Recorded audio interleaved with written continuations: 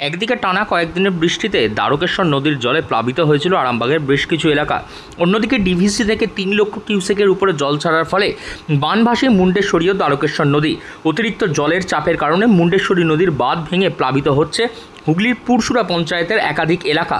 ঘরছাড়া হয়ে রয়েছেন বহু সাধারণ মানুষ। কোথাও আবার দেখা গিয়েছে বাঁধের উপরে গিয়ে আশ্রয় নিচ্ছেন এলাকার মানুষজন। বিরাট পরিস্থিতি খারাপ, এতটা করে বুকে জল, ফটোগুলো ছেলে দিকে নিয়ে খুব কষ্টে আছি। নিরাপদ আশ্রয়ে গেছেন? নিরাপদে আশ্রয় বলতে এখন পর্যন্ত কেউ আসেনি। আপনারা এখন থাকবেন কোথায়? এখন থাকতে হচ্ছে বলতে ওই বাড়িতে এতটা জলেরই থাকতে হচ্ছে।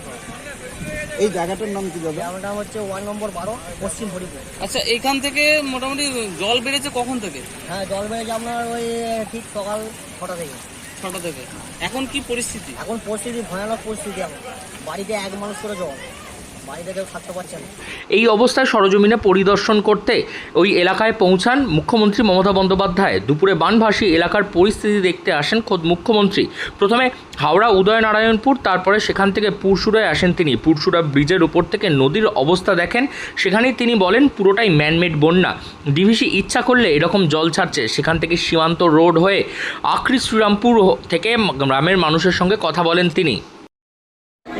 এই প্রথম ডেলিভারেড আমি বারবার ফোন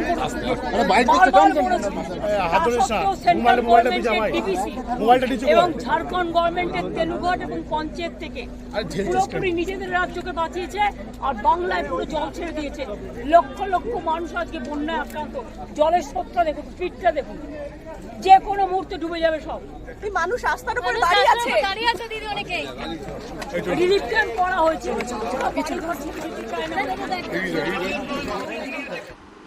বানভাসী এলাকার মানুষদের সঙ্গে সরাসরি কথা বলে তাদেরকে আশ্বস্ত করেন মুখ্যমন্ত্রী মমতা বন্দ্যোপাধ্যায়।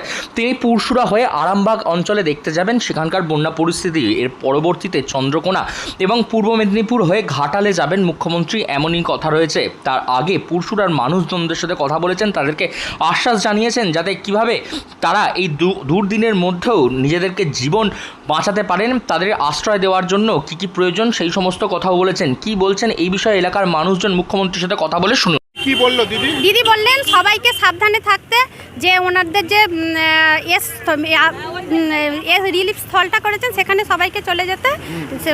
এটা হচ্ছে পুরো ভরা কটাল, সেই জন্য সবাইকে সাবধানে থাকতে বলেছে।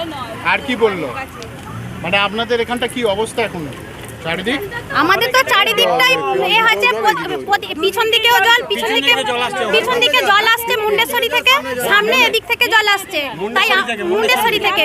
তাই আর প্রতি বছরই আমরা এরকম ভয়েতে থাকি। আমাদের অনুরোধ সরকারের কাছে যে আমাদের এই দুদিকের বাঁধটা যেন খুব ভালোভাবে তৈরি করে দেওয়া হয়। আতঙ্কে আছে? হ্যাঁ, অবশ্যই আতঙ্কে আছে, প্রতিটা মানুষ আতঙ্কে আছে। আপনার নাম, বাড়ি? মৌ পাখিরা, বাড়ি হরিহর। হুগলির তারকেশ্বর, পুরসুরা ও আরামবাগের বিস্তীর্ণ এলাকা একেবারে জলমগ্ন হয়ে পড়েছে। বাঁধ ভাঙার ফলে জল ঢুকে পড়েছে গ্রামের মধ্যে। ঘর বাড়ি ছেড়ে মানুষজনদেরকে আশ্রয় নিতে হচ্ছে নিরাপদ স্থানে। এরই মধ্যে মানুষদেরকে যাতে সঠিকভাবে থাকা যায় এবং তাদের জন্য কী কী সাহায্য প্রয়োজন সেই সমস্ত দিক খতিয়ে দেখছেন মুখ্যমন্ত্রী। স্বয়ং নিজেই এসেছেন ঘটনাস্থল পরিদর্শন করতে। হুগলি থেকে রাহি হালদার, লোকাল 18 বাংলা।